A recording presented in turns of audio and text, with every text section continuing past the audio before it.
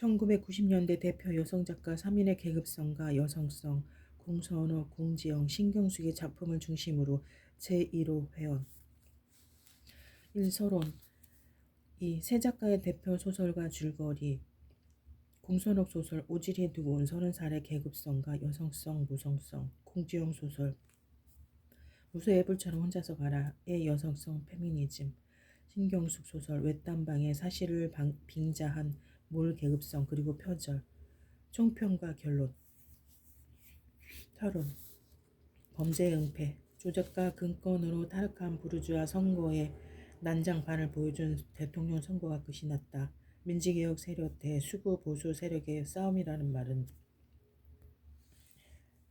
독점 자본의 좌우파 간 나눠먹기 경쟁일 뿐이라는 것을 까발려주면서 주권자인 인민은 그 어디에서도 찾을 수 없는 그들만의 이익가 끝이 났다. 역시 승리는 독점 자본주의라는 산에서 독점 자본 호랑이의 전폭적인 지원과 은혜를 받은 검사 출신의 멧돼지가 당선되었다. 누가 대통령이 되든 인민의 삶은 퍽퍽하겠지만 권력을 잡은 반동적 수구 기득권 집단의 발악이 극에 달할 듯하다. 앞으로 인민의 저항이 더 거세질 것이라는 것은 자명한 사실이다. 이 부르주아의 잔치판에서 노동자 후원하는 사람도 등장하여 분단 이후 처음으로 사회주의 운동 세력이 사회주의를 공개적으로 내걸고 출마하는 대선이라는 거짓말을 했다. 2002년 대선에서 사회당 후보가 이미 반 자본주의 반조선노동당 사회주의라는 똑같은 내용으로 출마를 했다. 그래도 자본주의 반조선노동당이었는데 2022년 대선에도 반자본주의 반조선노동당이다. 그들의 사회주의는 부르주아들이 반쇼 반북의 프레임으로 노동자 인민을 거짓으로 기만하듯이 20세기 사회주의의 구체적 역사와 성과를 왜곡하는 기만적인 사회주의다. 자유공산주의와 트로츠키주의까지 넘어야 할 산이 많은 것은 분명한 현실이다.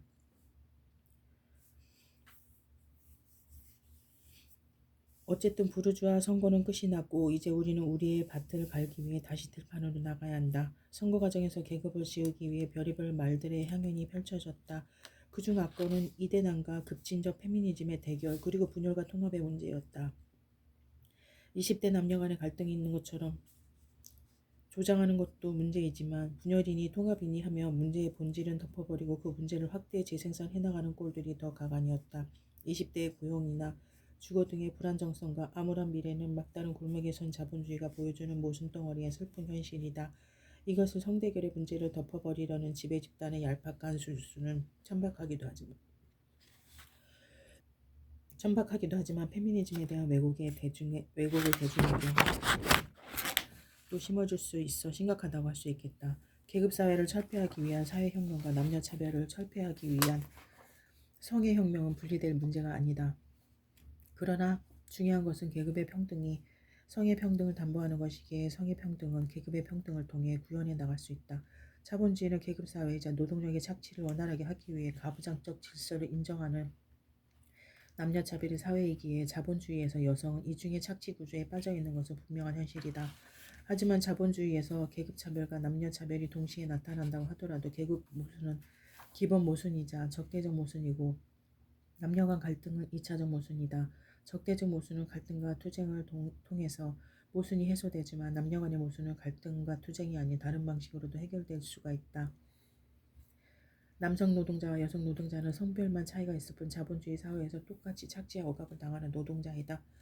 그러므로 여성 특히 20대 여성 노동자들은 여성 해방과 동시에 더 강하게 계급 해방을 부르짖어야 하며 남성 노동자들은 적이 아니라 동지이며 성별을 떠나 자본가들이 적이라는 것을 알아야 한다. 만국의 노동자는 하나이며 모두가 연대하고 단결하여 이 체제를 끝장낼 때만이 노동 해방과 여성 해방이 이루어진다. 리버럴 페미니즘과 급진적 페미니즘이나 에코 페미니즘의 남녀 대결 구조에 매몰될 것이 아니라 막수주의적 여성 해방론에 입각하여 계급 해방을 위한 사회혁명을 주장하고 나가야 한다. 그것이 바로 여성 해방을 위한 길이라는 것을 알아야 한다. 우연히 본 유튜브의 한 방송에서 꽤 진지하게 여성운동에 종사하는 20대 여성이 콜론타일을 모르는 걸 보고 우아했던 적이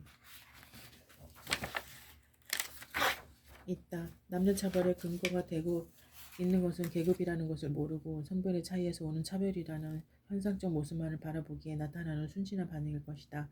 여성차별과 비하의 그 현상이라는 것은 영화화되기도 했던 조남주의 소설 82년생 김지영이라는 소설에서 나오는 대사 "아 됐어. 씹다 버린 껌을 누가 씹냐? 골키퍼가 있어야 골 넣는 맛이 난다는 등 한 번도 안 해본 여자는 있어도 한 번만 해본 여자는 없다는 등 우습지도 않는 19금 인문까지 남발하며 자꾸 술을 권해. 김치녀, 된장녀, 남편이 벌어다준 돈으로 커피나 마시며 돌아다니는 맘충 팔자가 상팔자야 해서 여성차별의 현실을 잘 보여주고 있다. 여성차별과 여성 비하는 사회의 곳곳에 자리 잡고 있을 뿐만 아니라 언어의 영역에까지 침투하여 여성들을 분노하게 하고 있다. 물론 문학의 영역에서도 이 차별을 넘어서고자 하는 움직임은 있었다.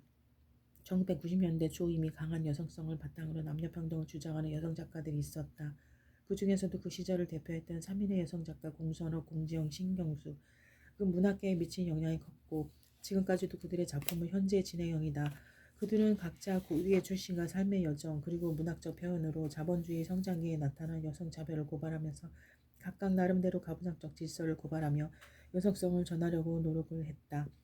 그러나 그들의 작품에서는 시대의 아픔과 함께 드러나야 하는 계급성은 자연 발생적이고 희박하거나 보이지 않는 한계도 있었다. 그래서 3인의 대표자 공선웅의 오지리에 두고 온 30살, 공정의 무소의 뿔처럼 혼자서 가라, 신경숙의 외딴방을 바탕으로 작품에서 드러나는 계급성과 여성성을 살펴보도록 하겠다. 세 작가의 대표 소설가 줄거리, 공선웅의 오지리에 두고 온 30살. 이 소설은 오지리라는 같은 동네에서 함께 자라며 한 남자를 사랑했던 두 여자의 운명을 그린 이야기다. 상훈과 연인이었던 채욱은 땅 문제로 왼수가 되어버린 두 집안의 반대로 맺어지지 못하고 방황하다 우연히 만난 건달과 결혼해 가정폭력에 시달리다 고향 오지리로 돌아온다. 동네 유지였던 상훈의 집안 종이나 다름없었던 은인의 고향을 떠나 공장에 다니던 은인은 위장취업한 운동권 학생 상훈과 만난다. 부유했던 자신의 집안이 착시한 은인의 가족에 대한 도덕적 부채감으로 상훈은 은희와 결혼을 하지만 둘 사이는 평탄하지 못했고 임신한 은희는 고향이자 시댁인 오지리로 혼자 돌아온다. 채욱은 남편에게서 도망쳐 왔지만 병든 아버지를 돌보며 여전히 힘겹게 살고 있는 은희는 시부모에게 홀대당하고 아이까지 유산한다. 두 여인 모두 비참한 삶 속에 있다. 채욱은 폐병 걸린 아버지가 죽은 후에도 여전히 남편에게 벗어나지 못하고 자신과 격이 맞지 않는다는 상훈의 오래된 외도를 알게 된 은희도 오지를 떠난다. 그들은 이제 막 30이었다. 이상수 문화평론가의 요약 중에서 공정의 무쇠 뿔처럼 혼자서 가라. 이 소설은 여성에 대한 가족폭력과 페미니즘에 관한 내용을 적고 있다. 이 소설의 줄거리를 살펴보면 세 여자가 주인공으로 등장한다. 해완, 경혜 그리고 영선이라는 세 여자는 대학 때부터 친구였으며 서로 연락은 하지 않더라도 친구 사이를 유지하며 살아오고 있었다. 이 세 여자는 세월이 흘러 각자의 길을 가게 되었고 결혼을 했으며 가정폭력도 당하며 각자 다른 방식으로 대처해 나간다.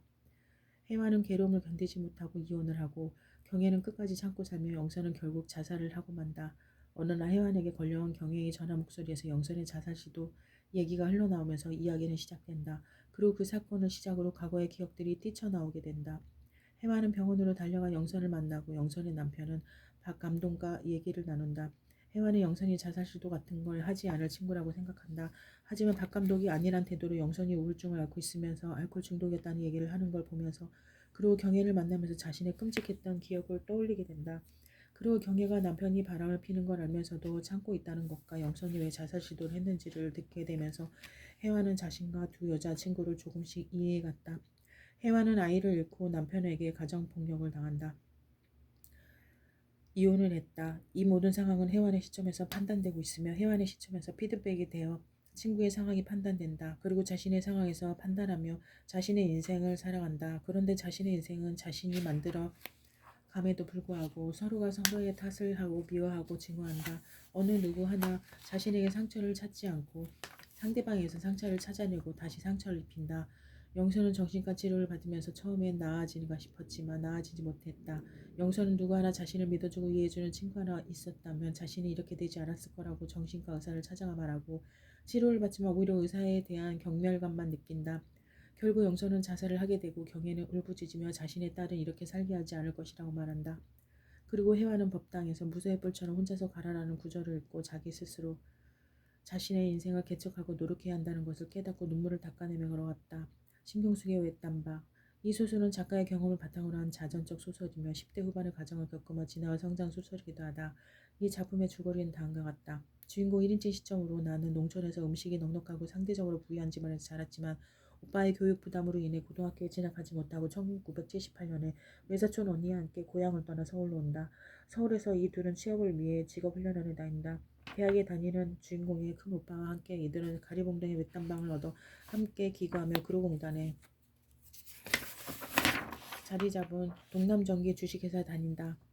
그 시절 가난한 농촌 출신의 여성 노동자들이 대개 그랬듯이 한편으로는 열악한 노동 현장에서 저임금과 함께 고된 노동에 시달렸고 다른 한편으로는 가난과 고독과 절망에 시달린다. 그래서 주인공의 일상은 피로와 짜증으로 덮여 있었으며 주인공에게는 절망만이 나타나던 시기였다. 그러나 주인공은 이러한 일상 속에서도 자신이 서울로 올라온 목적인 진학을 위한 꿈을 결코 버리지 않는다. 1979년 그녀는 산업체의 특별학교인 영등포역으로 진학을 했고 공장에서의 힘든 작업을 마친 뒤에도 향학열을 불태우며 자신의 꿈을 키워간다. 그 과정 속에서 많은 힘든 일들이 벌어진다. 주인공의 노조의 탈퇴, 평소 따뜻하게 대해주었던 노조 지부장이나 주변 인물들과의 불편한 관계 등이 벌어지지만 자신이 선택한 길이기에 묵묵히 걸어간다. 그녀가 소중하게 품고 있었던 문화적 열망을 위해서라도 그녀는 배움을 포기할 수 없었다. 79년 봄에 그녀는 희재 언니를 처음 본다. 희재 언니는 가난과 한 고독과 절망 속에서 살다 죽은 혹은 그렇게 인생을 마감하지는 않았다 하더라도 그와 다를 바 없는 고난의 일상을 보내야 했던 모든 불우한 젊은이들을 상징하고 있는 인물로 그려진다. 믿고 따랐던 희재 언니는 사는 게 왜 이렇게 힘드는 거니? 라는 말을 남겨 결국 자살하게 되고 자신이 잠근 방 안에서 일어난 희재 언니의 죽음으로 인해 죄책감과 복합적인 심리 상태 속에서 외딴 방을 탈출하듯 도망치게 된다. 공선호 소설 오지리에 두고 온 30살의 개그성과 여성성, 모성성 공선호 소설의 인물들은 주로 사회에서 소외된 계층이나 집안에서 인정받지 못하고 힘겹게 살아가는 사람들이다. 한마디로 노동자 민중들이다. 그 중에서도 자신의 성과 동일한 여성들을 주로 주인공으로 한다. 그들은 가부장적 폐해 이상의 핍박과 자본주의와 독재라는 이름의 시대의 아픔을 견뎌내며 사회의 불화에 뒤틀어진 운명을 짊어지고 살아가는 여성들이다. 그들은 처절한 여성성과 민중성을 동시에 가지고 있다. 그러나 중요한 것은 그들이 쉽게 절망하지 않는다는 것이다. 참혹한 절망의 벽 앞에서도 포기하거나 늘 늪에서 허우적대지 않고 그 절망을 희망의 예감으로 만들어 당당하게 맞서며 자신의 미래를 바라본다. 사상과 철학, 논리로 절망을 이겨내는 것이 아니라 자신의 운명을 받아들이면서 묵묵히 앞으로 나아간다. 이는 노동자 민중이 자신의 피여갑자로서의 운명을 받아들이면서 동시에 억압을 무너뜨리는 해방의 주체라는 운명을 동시에 가지는 것과 같다고 할 수 있다. 물론 과학적 사상으로 무장된 노동자 민중의 모습은 아닐지라도 자연스레 계급성을 지녀가는 노동자 민중의 단초를 보여주는 것이다. 이러한 자신의 세계관을 처음으로 알리고 시작된 작품이 오지리에 두고 온 30살이며 그 세계관은 계속 이어지는 작품에서도 관철되고 있다. 모든 계절이 그러하듯 겨울 또한 영영 잊혀지지는 않을 것이었다. 설사 아버지의 죽음 같은 이 지겨운 생이 그리 쉽게 마감되지 않는다. 한들 이제 얼마간의 시간이 물처럼 흐른 뒤에는 겨울을 이겨낸 나무가 튼튼한 수액을 뿜어내도 자신은 이제 절망의 나날을 사는 아버지 옆에서 완전하게 절망하는 법을 배울 것이고 그런 뒤에는 절망을 빠져나가는 출구를 향하여 첫 발을 내디딜 수 있을 것이다. 제국의 돛뱅국에서 아버지의 절망이 나의 절망임을 깨닫는다는 것은 전 근대적 사회에서뿐만 아니라 자본주의 사회에서도 계급의 대물림이 이어진다는 것을 했다는 것을 말하며 절망하는 법을 배워야 절망에 빠져나간 출구를 향해 첫 발을 내디딜 수 있다는 것은 계급의식에 있어 엥겔스의 허위의식과 진실의식의 일치를 보여주며 주체와 객체의 일체를 보여주고 있다고 하겠다. 작가가 의식했든지 간에 작가의 머릿속에는 의식은 존재의 반영이라는 것을 염두에 두고 있으며 위장취업화 운동가 학생 상훈 은희의 남편을 통해 프롤레타리아 계급의식의 외부 주입론에 대해서도 언급하고자 한다. 그러나 상훈이란 진식인 인물은 도덕적 부담에서 벗어나지 못하고 오랜 외도를 한 인물로 그려지고 있어 피해자 여성에게 상처를 입힌 가해자 남성으로 전락한다. 이것은 작가가 은희의 여성성을 부각시키고자 한 모티프라고 할 수 있겠다. 공선욱이 등단하고 작품 활동을 시작한 1990년대는 1980년대로 휩쓸었던 민족 통일 노동 계급 등의 거대 담론이 물러나고 개인의 정서와 일상에 대해 관심을 가지고 말하기 시작했던 시기였다. 개인의 정서와 일상적인 이야기와 함께 여성, 생태, 환경 등의 주제가 부상했던 시기였다. 그래서 공선욱의 소설에서 보이는 계급성은 여성성과 공유를 하는 모습을 보이게 되는 것이다. 노동해방문학, 민중문학, 통일문학 등의 문학과 부르주아 민주주의 쟁취, 노동해방, 민족 통일이란 정치, 사회적 과제가 공동으로 맞물려 요동쳤던 1980년대를 배경으로 한 1990년대 초반에 발표한 소설이다. 공선욱의 이 소설에는 1990년대 초 소비에트와 동구의 몰락 속에서 막스 레닌주의와 사회주의의 몰락을 빌미로 논리적 사변이나 거대 담론에 대한 반발을 비롯 도망치는 비겁함이 없다. 자신의 계급적 운명을 깨닫고 묵묵히 그 운명을 딛고 걸어가는 사람들의 모습이 있을 뿐이다. 그 운명은 시대와 가정을 떠나 피지배계급이 안고 있는 숙명이기에 절망하면서도 희망으로 나아가는 의식의 변증법을 보여주기도 한다. 가부장적 집안에서의 핍박과 사랑하는 한 남자로 인한 애증의 교차 속에서 두 여인은 힘들고 고달픈 상황에 놓여 있다. 하지만 그녀들의 고통은 아버지, 남편, 시댁에 복종해야 하는 운명의 틀을 무조건 받아들이는 정근대적인 여인들의 삶과는 결이 다른 시대적 불화를 가지고 있다. 지주와 소작이 농지개혁과 일제의 적산 토지를 둘러싼 분쟁, 축적과 폭력이 난무하는 봉건적 가정, 노동 현장의 부조리한 노동자의 의식, 노동 현실의 문제와 노동운동가의 허위적 모습, 자본의 추악함, 계급의 문제 등이 이전 여성들의 문제와는 다르게 두 여인의 삶을 교체하며 돌아간다. 한 개인의 여성의 삶이 역사와 시대의 톱니바퀴에 맞물려 돌아가며 자본주의 성장기에 처절한 연인들의 삶이 그려진다. 시대의 아픔 속에서 절망할 수밖에 없는 가장 비참한 순간에도 그녀들은 희망을 내려놓지 않는다. 이 순간이 완벽한 절망의 순간이라는 것과 가장 어두운 순간이 곧 여명의 순간이라는 것을 그것을 깨닫는 것이 곧 그 어둠과 절망을 깨고 나가는 길이라는 것을 알고 있다. 악연은 이제 끝이다. 가자 내 새끼야. 악령의 손에 붙잡히기 전에 붙잡혀서 우리들 고운 인생이 속절없이 무너지기 전에 어서 이곳을 빠져나가자꾸나. 달빛도 곱구나. 눈빛도 하나구나. 아가야 겁내지 마라. 아비는 악령이란다. 체육은 아가에게 폭력적인 남편을 아비는 악령이란다라고 말하며 악연을 끊고 오지를 떠나자고 말한다. 이렇게까지 말하는 것은 폭력을 당하며 살아가는 여성들의 자포자기의 순종적인 모습을 뛰어넘는 강한 모성성이 있기에 가능한 것이다. 물론 악령은 계급사회, 가부장제, 가정제도 등의 가족제도 등의 억압과 악습이기도 하며 병든 아버지의 신분 차이를 핑계로 며느리를 인정하지 않는 시부모 은희에게 폭력적인 남편 채욱에게나 노동 현장에서 만나 도덕적 부채감으로 결혼한 후 격이 맞지 않는다며 아내를 방치하고 외도까지 한 남편 은희에게 대한 비유이다. 두 여인은 악령에 무너지지 않는다. 그녀들은 이 가혹한 운명의 눈길을 거침없이 걸어가며 희망을 가진다. 그녀들을 올가매고 있는 사슬은 계급과 함께 전근대적인 순종적이며 여린 여성성이라는 것을 깨달은 것이다. 그래서 그녀는 그 끝을 마무리하고 인생이 무너지기 전에 우지리를 떠나고자 하는 것이다. 처절하고도 눈물겨운 모성성을 보이고 있다고 할 수 있다. 극한의 고통 속에로 인물을 몰아넣고서 강한 생의 의지를 가진 강한 모성성이 바로 곧 희망의 힘을 보여준다. 소리는 작고 가늘게 그러나 가늘지만 힘있게 자꾸만 은희 뒤를 따라오는 것이었다. 그래 이제 혼자서 가는 거야. 30살의 절망은 또 다른 희망이 아니겠니? 너는 이제 이거 오지리에 너의 절망을 두고 떠나는 거야. 이제 너는 너의 온전한 희망을 향해 앞만 보고 달려가라고. 달려가라고.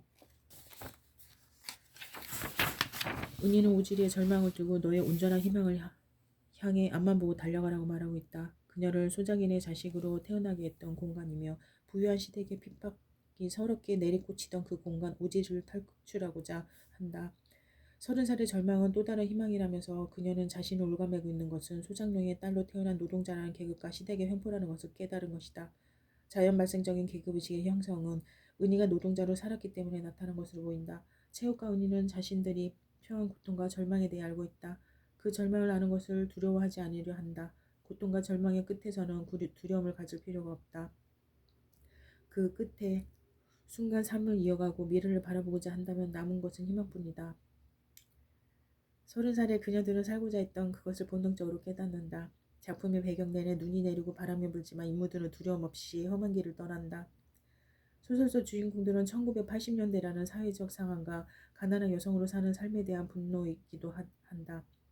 동시에 흔들리고 체화되지 못한 가치관으로 비틀거리다 허위에 빠지기도 한다.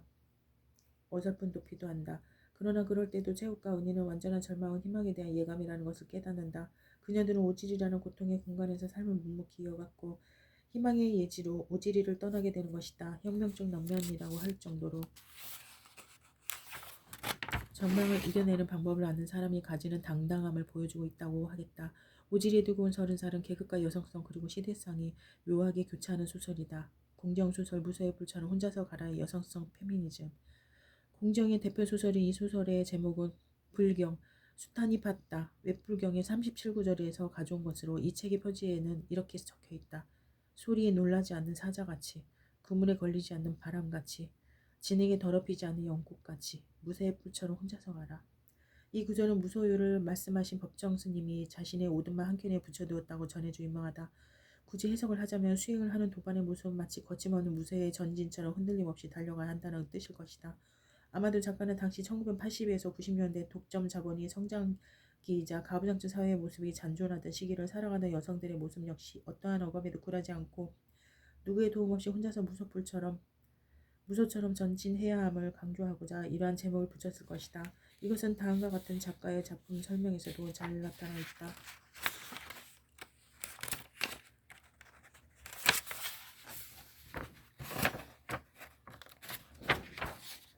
누군가와 함께 행복하려면 내가 먼저 행복해야 한다. 무쇠의 뿔처럼 혼자서 가라는 제목을 붙인 이유는 행복의 주체는 반드시 내가 되어야 한다는 동시대 여성들을 향한 응원과 격려였습니다. 행복의 주체는 반드시 내가 되어야 한다는 이 말은 삼중 지도나 칠거지약 등 봉건적 유교 인용과 가부장적 질서에서 여성의 삶은 나의 것이 아니라 지아비와 자식을 위한 수동적이고 비주체적인 삶이었다는 것에 대한 저항의 목소리이다. 이것은 성차별적인 남성 중심의 사회에서 여성이 억압받는 현실에 저항하여 남녀 평등을 주장하는 페미니즘의 목소리이다. 여러 가지 페미니즘 중에서도 자유주의 페미니즘을 넘어 급진적 페미니즘으로 가는 단계이다. 급진적 페미니즘은 남성에 의한 여성의 지배가 더 근원적인 억압 형태로서 계급관계보다 더 근원적인 의미를 가진다. 고 보며 여성을 억압하는 성별에 기반한 권력체계인 가부장제의 절패를 주장하는 사상이다. 하지만 여성의 불평등을 포함한 모든 사회적 불평등은 사유재산제의 발생에서 기인한 것이기에 모든 억압의 근원은 계급관계에 더 근원적인 의미가 있다. 계급사회에서 지배계급의 원활한 지배를 위해 가부장제가 탄생한 것이므로 계급관계의 해소는 곧 가부장제의 철폐를 의미한다. 그러므로 계급해방이 여성해방을 담보하는 것이지 여성해방이 계급해방을 담보하는 것은 아니다. 계급해방을 위해서는 계급사회인 자본주의를 타도하는 사회혁명이 필요하다. 자본주의를 타도하기 위해서는 만국의 노동자가 단결하고 연대해야 하기 때문에 성정체성과 성적 지향에 관계없이 모든 노동자는 하나다라는 것을 알아야 한다. 또 여성이 자본주의와 가부장제에 의해 동시에 억압을 받고 있다 하여 막수주의 여성해방론과 급진적 페미니즘을 혼합하는 사회주의적 페미니즘이 대안이 될 수는 없다. 사회주의적 페미니즘은 노동자 계급의 분열을 획책하고 남성 노동자들을 여성 해방의 이슈로부터 더 멀어지게 만들 뿐이다. 이 소설은 남성에 대한 혐오가 생길 정도로 남성들을 가부장적이고 폭력적이며 이기적으로 묘사한다. 소설에서 보이는 해완 전남편의 폭력, 단골 카페 여사장에 대한 여사장 애인의 구타, 카페에 함께 온 여자 손님을 홀로 두고 떠나는 냉정한 남학생, 신혼 초부터 불륜을 저지른 경애의 남편, 소설가 장애 불륜 등은 아직도 우리 사회에서 볼 수 있는 남성 중심 사회에서 이루어진 폭력의 한 단편들이다. 당시만 그래야 했을까? 지금은 어떠한가?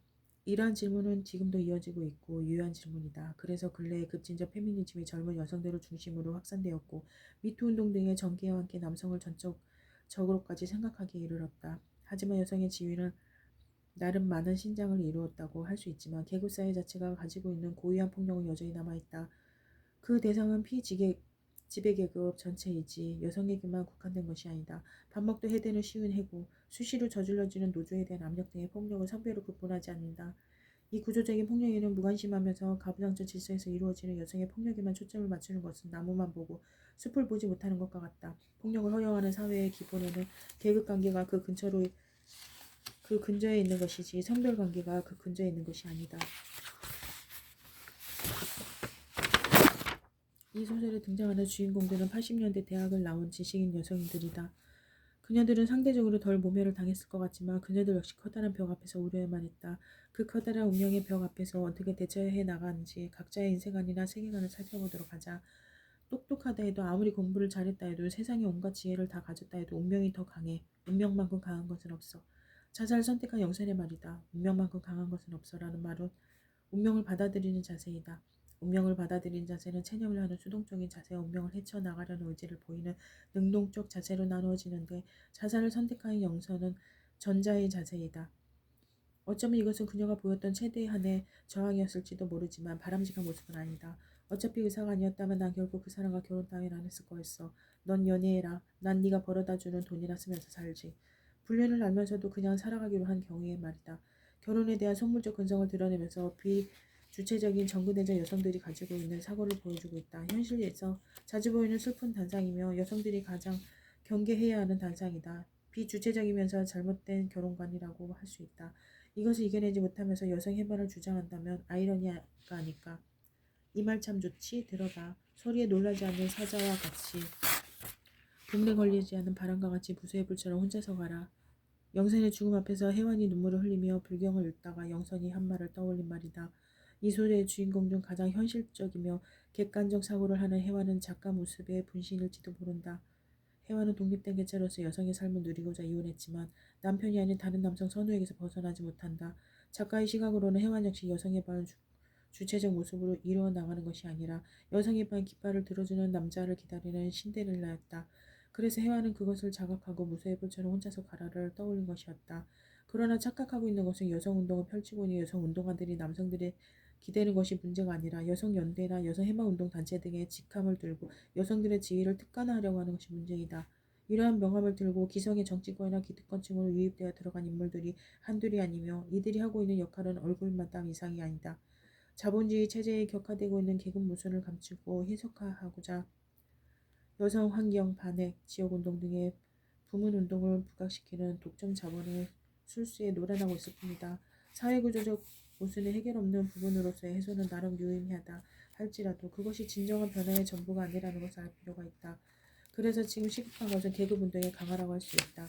아무리 지혜롭다 해도 운명이 더 강하다는 영선의 말은 모파상의 여자의 일생의 주인공 자네 하녀인 로잘리가 한 말, 인생이란 사람들이 생각하는 것처럼 좋은 것도 나쁜 것도 아니군요.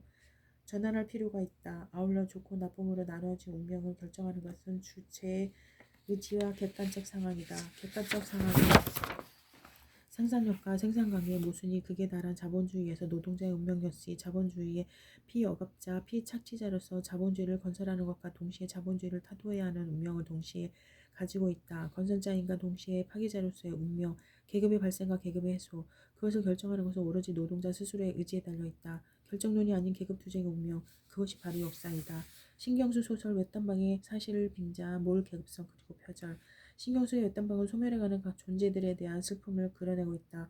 추상적 감정을 바탕으로 한 서정시와 같은 성장소설이지만 노동자로서의 삶이 묻어난 노동소설이라고 하기에는 무언가 이상한 느낌이 드는 소설이다. 어린 시절 독점 자본의 값싼 노동력 조달의 창구로 이용된 산업체 부설, 학교를 다니며 노동자로서의 삶을 살았던 작가는 작가 특유의 내면적 고뇌와 섬세한 필치로 소설을 적고 있다. 다만 그 어디에서도 개국적 분노를 찾아볼 수가 없다.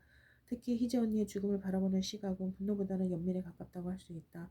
이는 작가가 계급의식이 부재하거나 혹은 허위의식을 가졌다고 볼 수밖에 없다. 신경쓰는 글을 쓰는 작가가 되어 지위를 상승하고자 하는 계급 상승의 허위의식만을 가지고 있을 뿐만 아니라 계급이 단순한 사회적 불평등이 아닌 사회적 관계들의 본질이라는 것을 깨닫지 못하고 있다.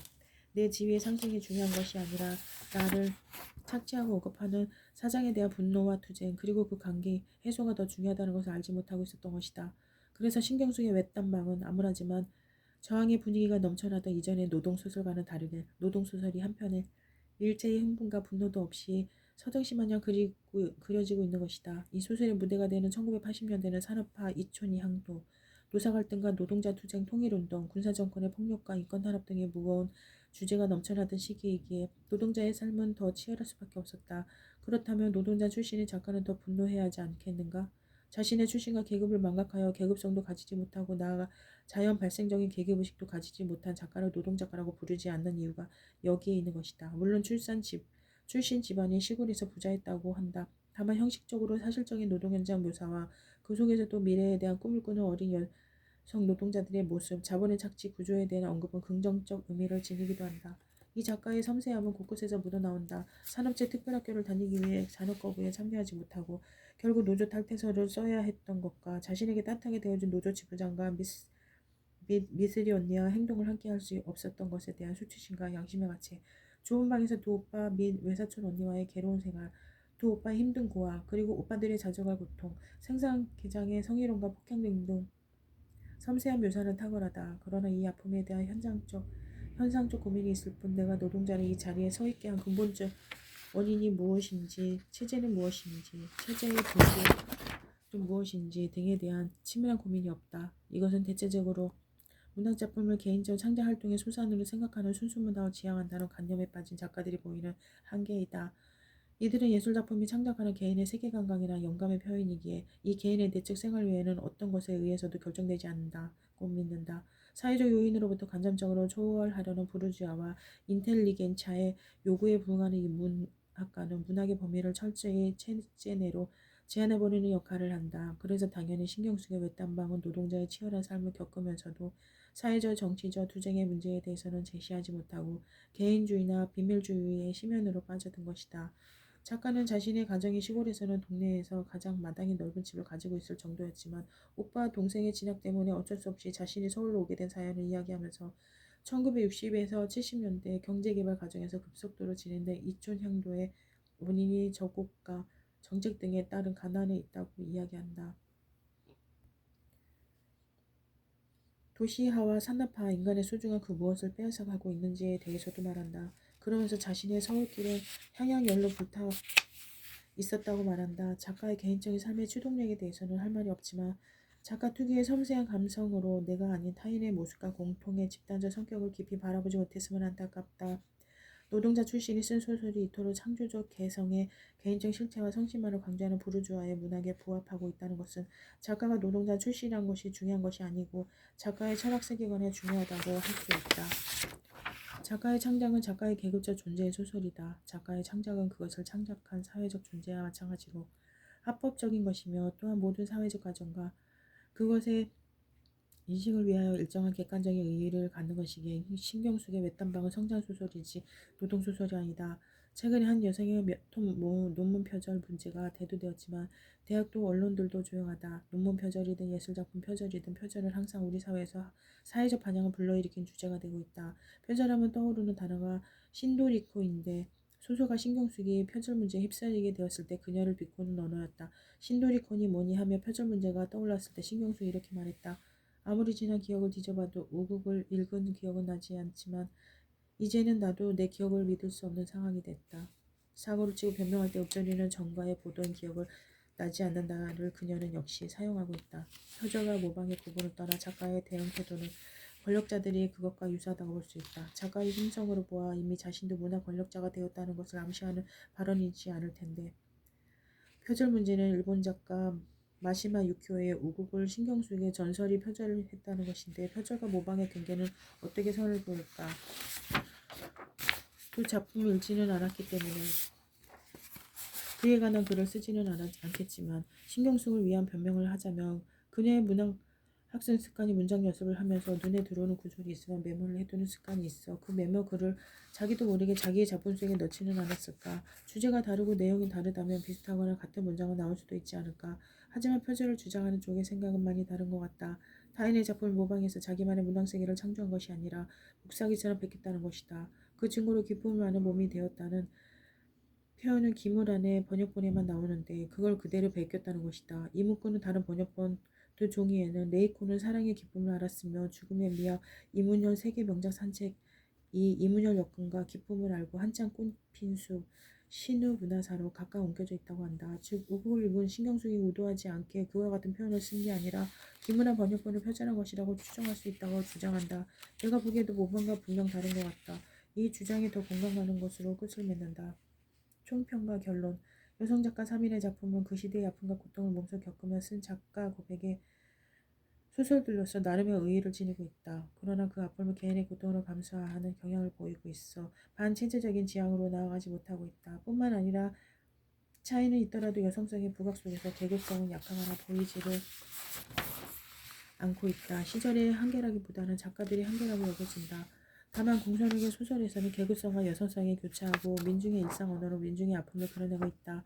다른 두 사람의 작품과는 많은 차이를 보이는 것 같다. 예술작품은 작가 및 그의 창작을 결정한 사회적 집단을 의식하고자 하는 객관적 의의를 가지고 있다.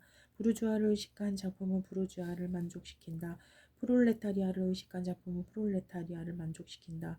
그러므로 우리는 문학의 언어를 막수주의적으로 학습할 필요가 있다. 그러기 위해서는 예술작품의 계급관념을 해명하기 위해 이 작품을 통하여 주어진 작품의 기저에 놓여있는 객관적이고 구체적인 현실을 바라보기 위해 작품에 주어진 묘사 또는 역사적 과거의 묘사가 계급투쟁에서 발휘한 역할을 철저히 규정해야 한다. 문학과 상부 구조화의 상호 영향의 문제에 있어 특히 철학, 정치와 문학의 상호 영향의 문제는 프롤레타리아 문학의 생성 과정에 그리고 문학이 사회주의를 위한 투쟁에 효과적으로 참가한다는 과제를 성공적으로 수행하는 데 커다란 실천적 의의가 있다. 철학이 문학에 주는 영향을 부정하고 순수 문학을 강조하는 것은 프롤레타리아 문학의 변주문적 유물론의 가능성을 부정하는 것일 뿐만 아니라 앞으로 건설될 프롤레타리아 문학의 방법론적 기초를 부정하는 것이다. 문화에 끼치는 정치적 영향을 부정하는 순수 문학은 문학의 단편성을 부정하는 것이며 결정적으로 문학에 대한 계급의식의 결정 과정을 힘들게 하는 것이다. 문학은 프롤레타리아의 일반적 과제들을 해결해 나가는데 적극적으로 참여해야 한다. 막스 레닌주의적인 변진법적 유물론과 사적 유물론의 세계관을 받아들이고 프롤레타리아 계급의 철학과 정치를 반영한 문학만이 참다운 노동문학이 될 수 있다고 말하고 싶다. 그리고 프롤레타리아 혁명 정당이 생겨 그 당의 혁명적 지도를 받는 프롤레타리아 문학만이 사회주의 혁명을 쟁취하는 데 힘이 될 수 있다고 하겠다. 문학은 이렇게 전진해 나가야 한다. 노사과연